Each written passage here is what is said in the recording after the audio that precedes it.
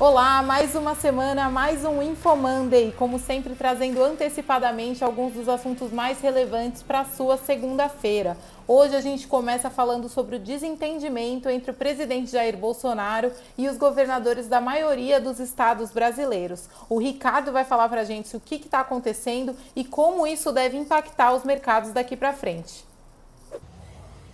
É isso aí, Paula. O investidor deve ficar bastante atento nos próximos dias sobre como se desenrola esse imbróglio entre o presidente Jair Bolsonaro e os governadores dos estados. Enquanto os governadores estão bastante preocupados com o aumento no número de casos de coronavírus, que pode gerar um colapso no sistema de saúde, o presidente Bolsonaro está mais preocupado com as medidas de isolamento social promovidas por esses governadores, que podem gerar desemprego e efeitos bastante deletérios para a economia brasileira, que acabou de sair de uma recessão. Então pode ser que prejudique ainda mais a retomada depois do fim dessa pandemia.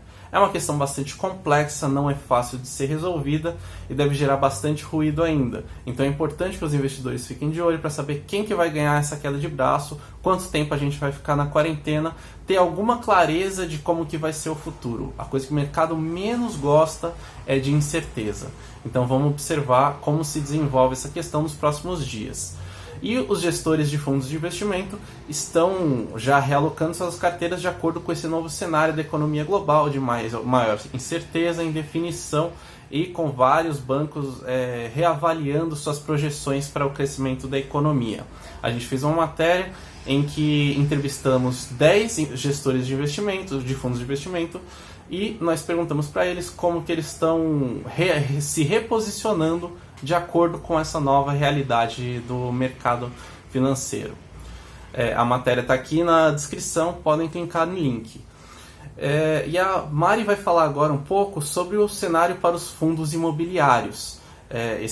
Os FIIs foram bastante impactados durante essa crise e ela vai explicar o que estão falando sobre esse tipo de investimento agora. É com você, Mari. E quem tem visto preços mais atrativos também são os fundos imobiliários. A gente fez um levantamento aqui no InfoMoney que mostra que 87% dos fundos listados no IFIX, que é o índice que acompanha o desempenho dos principais fundos imobiliários negociados em bolsa, estavam sendo negociados abaixo do valor patrimonial. Antes do carnaval, antes da crise, esse percentual representava cerca de 16%. Entre os segmentos mais descontados, de acordo com esse levantamento que a gente fez, estavam os segmentos de shopping center, que está aí no auge, na atenção dos investidores, bem como lajes corporativas e recebíveis imobiliários. E tem muita gente aproveitando a queda nas cotações para poder ir às compras, encher o carrinho. A justificativa é de que a crise é sistemática, de que o coronavírus está afetando todas as classes de ativos e que os fundos imobiliários seguem com fundamentos intactos para o longo prazo. Ao mesmo tempo, os especialistas destacam que é preciso ter cuidado com as promoções. Então não adianta comprar só porque está barato, Você tem que ficar atento aí aos ativos que compõem o portfólio do fundo antes de colocar seu dinheiro. Outra matéria que a gente soltou também aí nos últimos dias fala sobre a questão de dividendos dos fundos imobiliários. Com a crise, algumas gestoras já estão aí revendo como que vão fazer o pagamento dos proventos.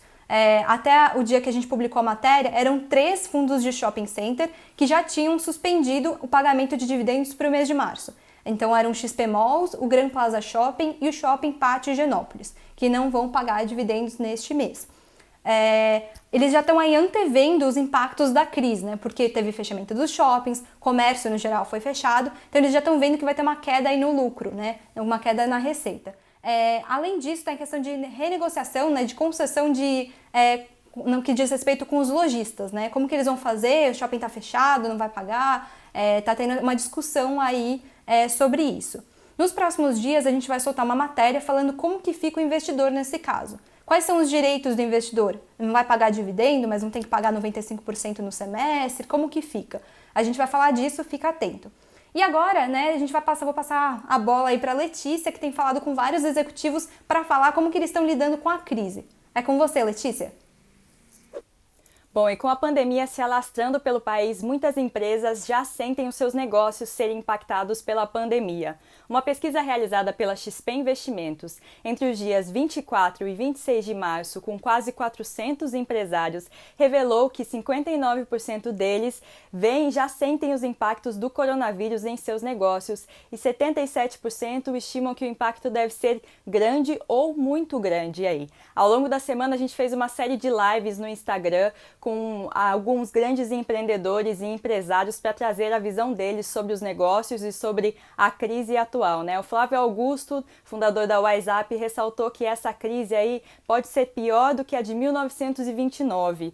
E o João Apolinário, fundador da Polishop, disse que espera uma retomada muito lenta do varejo após aí o fim dessa pandemia, né? A gente ao longo da semana vai conversar também com mais empreendedores e empresários. A gente tem na agenda André Street, fundador da Estônia, a gente tem Rony Mesler da Reserva, tem diretores da Cogna também comentando um pouco sobre o impacto na educação, então é só ficar ligado no YouTube e no Instagram do InfoMoney, que a gente traz as atualizações aí da agenda logo mais. E se você quer rever alguma das entrevistas que já foi para o ar, é só acessar o YouTube do InfoMoney que está tudo lá.